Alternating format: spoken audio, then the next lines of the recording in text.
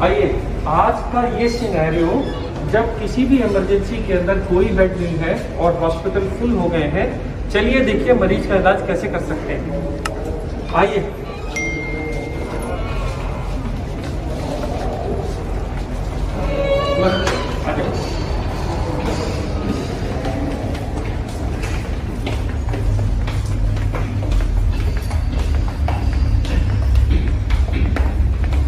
आप ऐसे लेट जाइए।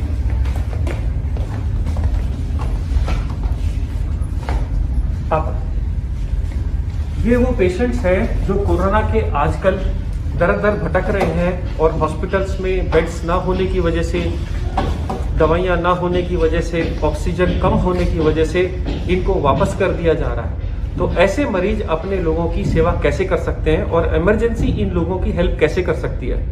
आपने जनरली देखा होगा इमरजेंसी में 4 या 5 बेड रहते हैं। मैं उन सब डॉक्टर्स को जिनकी छोटी छोटी क्लिनिक्स हैं जहाँ पे एक छोटा सा भी बेड अवेलेबल है, वो इन मरीजों को कैसे अटेंड करें एक 5 मिनट में सिखाने की कोशिश करता हूँ। देखिए, जब भी आपने एक पेशेंट को अटेंडर के साथ लिटा दिया, अब आप इनके पास जाएंगे तो आप कोशिश करेंगे कि आप एक गाउन डालिए, इससे कि ये इन्फेक्शन आपको मत हो जाए। तो सबसे पहले गाउन डाल लेना है।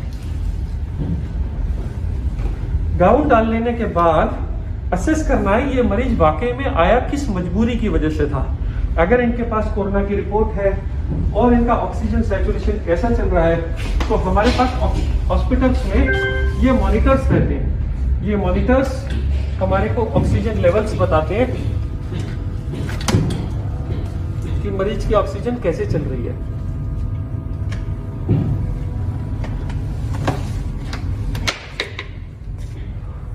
ये पल्स ऑक्सीमीटर प्रोब है जो आपको हॉस्पिटल में मिलता है। अगर आप देखिए, ये ग्राफ बनने के बाद एक वैल्यू आती है यहाँ पे, ये 100% ऑक्सीजन के साथ आया है।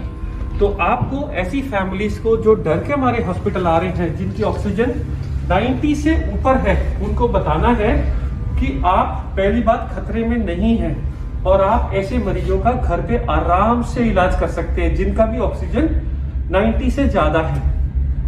इन लोगों को ज्यादातर एक तो डर और एक खाना ना खाना, वोमिटिंग होना, डायरिया, मोशंस होना और सांस फूलने की तकलीफ होती है, खांसी की। तो सबसे पहले आप इन पेशेंट्स के अटेंडर को समझाना है कि आप मार्केट में मिलने वाले रेगुलर माउथ वॉशेस या घर में गर्म पानी के साथ नमक के साथ गरारे करिए। इसके बाद ये लोग क्योंकि कुछ भी नहीं खाते हैं, इसलिए आपको घर का बना हुआ नींबू पानी, शिकंजवी जिसमें विटामिन सी बहुत अच्छा होता है, या मार्केट में बने बनाए ORS आते हैं जो आप पिला सकते हैं। कोशिश करिए मरीज को 2-2 घंटे पे कुछ ना कुछ देते रहिए। इसके बाद छोटे बच्चों का एक भूख लगने का सिरप आता है, सिप्रोहेप्टिडीन, ये कई नाम से मार्केट में आता है, बहुत अंडर यूटिलाइज्ड है। ये कोरोना का इलाज नहीं है, पर इससे भूख लग जाती है, भूख खुल जाती है। जैसे ही मरीज खाना खाना शुरू कर देता है, वो थोड़ा सा बेटर फील करने लगता है, उसमें फेथ आ जाता है। अब ज्यादातर कोरोना का ट्रीटमेंट जो भी हम हॉस्पिटल में करते हैं, वो उनके बुखार के लिए, छाती में खड़खड़ के लिए, सांस फूलने के लिए होता है। बुखार के लिए कई बार हम लोगों ने समझाया, मार्केट में आने वाली पैरास्टामोल की कई ब्रांड की दवाइयां जो 2 से 3 बार ली जा सकती हैं, 1 बार, 2 बार, 3 बार। अगर छोटा हो, कोई वेट में कम हो, तो गोली को आधा कर दीजिए। ये गोलियां ऑन द काउंटर अवेलेबल है और सेफ है। इसके लिए आपको मेडिकल प्रिस्क्रिप्शन की जरूरत नहीं है। पैरास्टामोल के लिए, एसिडिटी के लिए कई लोग पेंटोप्रोजोल, रेबिप्रोजोल खाते हैं। खांसी के लिए मार्केट में बहुत सारे सिरप आते हैं, सब एक जैसे हैं। अब ये तो हो गया सिर्फ सिम्टम्स का इलाज कि आप अपनी ऑक्सीजन चेक करिए, आप खाना खाइए, आप अपना सैनिटाइजेशन और मुंह साफ रखिए और तकलीफों की इलाज करिए। अब इसके अलावा क्या बचा? इसके अलावा अगर मान लो इसी मरीज का ऑक्सीजन कम होता और मैं बोलता ये ऑक्सीजन सिलेंडर मार्केट में मिलता है, तो इसको कैसे लगाते हैं लोग, बहुत घबराते हैं।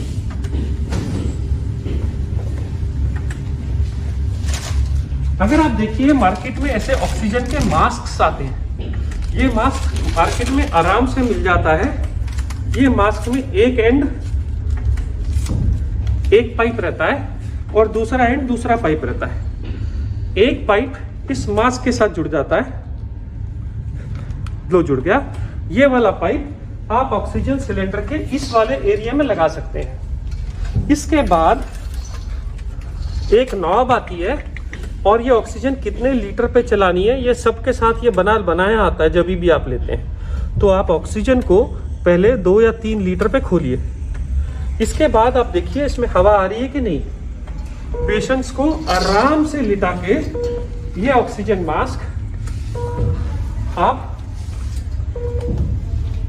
कंफर्ट करके लगा दीजिए और ये ऑक्सीजन देखते रहिए। मान लीजिए ऑक्सीजन थोड़ी देर 5 मिनट वेट करने के बाद नहीं बढ़ रही तो आप इसकी वैल्यू थोड़ी और बढ़ा सकते हैं। जैसे जैसे टाइम बीतता जाएगा और ऑक्सीजन इंप्रूव होती जाएगी, हर मिनट के साथ इसको थोड़ा थोड़ा घटाते जाएंगे कि हम 90 तक मेंटेन कर लें, क्योंकि ये सिलेंडर बहुत कम ऑक्सीजन के साथ आते हैं, ये एक दिन में खत्म हो जाते हैं। इसलिए आप कोशिश करिए कि ऑक्सीजन का यूज कम से कम करिए, ज्यादा नहीं।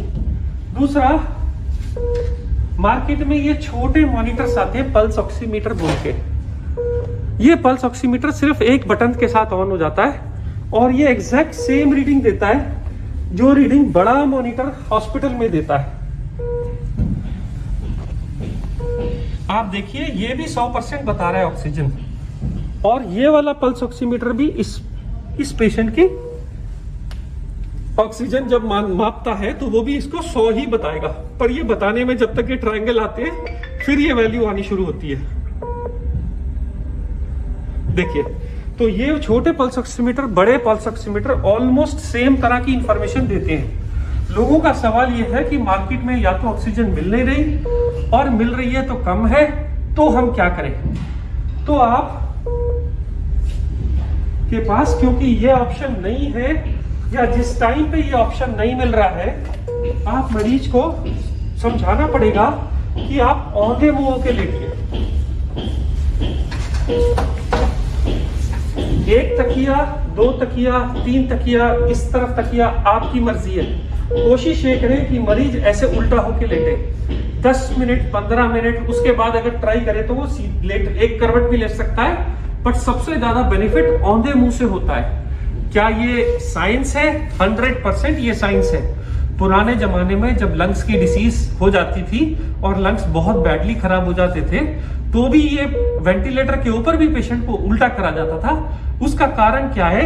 जो ये बैक साइड ऑफ लंग्स के अंदर जो एयर स्पेसेस है उसको कोरोना अफेक्ट नहीं करता, इसलिए पेशेंट को उल्टा करने से वो रिजर्व स्पेसेस खुल जाती है। उन रिजर्व स्पेसेस के साथ आदमी आराम से नई ऑक्सीजन बना सकता है और जब तक ऑक्सीजन नॉर्मल लंग बनाने नहीं लगता जब तक के लिए आपको सपोर्ट करता है। इस वक्त मरीज को कहना है कि ये पल्स ऑक्सीमीटर लगा के रखे और अब आप ऑक्सीजन चेक करिए।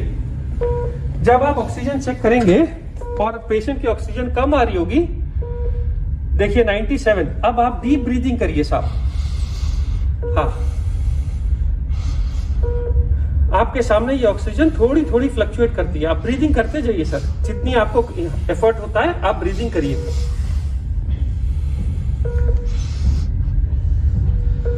देखिए 97 से 98 हुआ, ब्रीदिंग करते जाइए सर थोड़ी थोड़े। 99 हुआ और आप देखेंगे उल्टा लेटने से 5% तक का बेनिफिट हो जाता है। 95 वाली ऑक्सीजन कभी कभी 98, 99 तक पहुंच जाती है।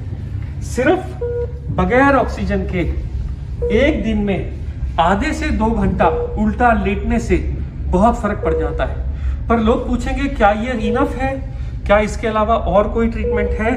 जी हाँ है। बहुत सारी मार्केट में आज की तारीख में रेमडेसिविर इंजेक्शन के बारे में चल रहा है, ब्लैक भी हो रही है, शॉर्टेज भी हो गई है। पर आज तक के साइंस के किसी भी स्टडी के अंदर रेमडेसिविर से जान बचते नहीं देखा गया। फिर ये क्यों बिक रही है और क्यों दी जा रही है और क्यों अप्रूव हुई है FDA के थ्रू? क्योंकि हमारे पास स्टार्टिंग में इसके अलावा ज्यादा कोई दवाई नहीं थी। अगर आप डाटा में जाइए तो सच्चाई ये है कि दुनिया में आज तक सिर्फ 2 दवाइयां बनी हैं जो कोरोना में लोगों की जान बचाती हैं, जिसमें सबसे पहली दवाई का नाम है स्टेरॉइड का इंजेक्शन। ये स्टेरॉइड का इंजेक्शन जिसकी स्टडी यूके में हुई थी, इसको कहते हैं डेक्सामीथासोन। ये ना तो ब्लैक हुआ, ना लोग इसके पीछे भागे। क्यों नहीं भागे? क्योंकि अगर आप इसकी एमआरपी देखिए, ये 10 रुपए है। डेक्सामीथासोन के ऊपर यूके ने स्टडी निकाली है और पूरे वर्ल्ड में ये स्टेरॉइड दिया जाता है। ये इंजेक्शन रेमडेसिविर से ज्यादा जान बचा रहा है, और ये मैं ऑन रिकॉर्ड बोल रहा हूं। रेमडेसिविर से ज्यादा इफेक्टिव ये इंजेक्शन है, पर ये सब मेडिकल गाइडेंस के अंडर ही दिया जाता है। इसलिए रेमडेसिविर के पीछे भागना छोड़िए। जो अवेलेबल है, जिससे हम अपने लोगों की जान बचा सकते हैं, जो हमारे पास इंडिया में सस्ता अवेलेबल है, आप उसके साथ जाइए। तो बाकी दवाइयों का क्या हुआ?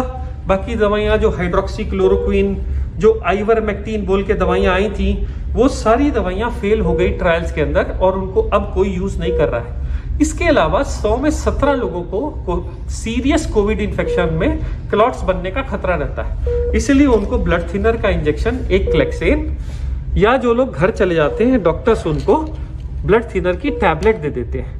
ये ब्लड थिनर की टैबलेट्स 20 से 21 दिन तक दी जाती हैं और ये दवाइयां भी अंडर मेडिकल प्रिस्क्रिप्शन ही दी जाती हैं। जो लोग की ऑक्सीजन 93 से कम है, वही लोगों को इतने सब दवाइयों की जरूरत है। जो लोग नॉर्मल है, वो लोग नॉर्मल खाना या सिम्टोमेटिक ट्रीटमेंट से ही ठीक हो जा रहे हैं। स्टेरॉइड की जरूरत सिर्फ सेकेंड वीक में पड़ रही है। एक और चीज याद रखिए कि कोरोना की उम्र सिर्फ 14 दिन ही है। अगर आप 14 दिन जी गए तो आप कोरोना से जीत गए। अमूमन आदमी की उम्र 50-60 साल होती है। कोई रीजन नहीं है कि हम कोरोना से हाथ जाएं। अगर हम हाथ जोड़ लें, एक दूसरे की मदद करें, चीजें ब्लैक ना होने दें, और जो अवेलेबल संसाधन है आज हमारे पास, उसको यूज करें, तो हम सब ज्यादा से ज्यादा लोगों की जान बचा पाएंगे। मैं संजीव कुमार, सनशाइन हॉस्पिटल हैदराबाद से बोल रहा हूँ।